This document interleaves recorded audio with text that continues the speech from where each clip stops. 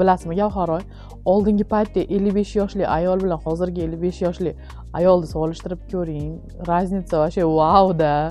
Bu nima degani? Bu degani bototaksi sizlarga zo'r влиять qiladi, faqat insoniyat yosharib boryapti degani. 50 yoshida, 55 yoshida onalarimiz уже oq ro'molni tashab, ko'shlarni kiyib yurishardi. Hozir 40 yillama 18 yashar bo'lganlar keladi. Biz ayollarimizda qo'rquv nimadan paydo bo'lib qolgan? Kosmetologlarda gрамотности pastligidan, odamlar ustida tadqiqotlar olib borishganidan odamlarimiz уже ishonmay qo'ygan.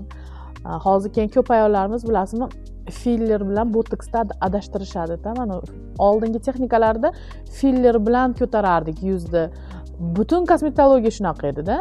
Hozir endi уже takomillashgani sari zamon texnikalar o'zgarib boryapti. Texnikalar ham takomillashib boryapti.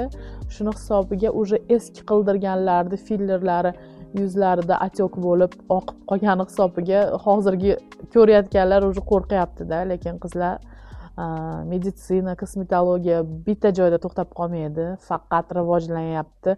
Hozir shunaqa fizически rivojlanyapti. Bitta texnikani o'rgansak, уже yangisi chiqyapti. Так что oxirgisi o'zimda bemalol kelishlaring mumkin.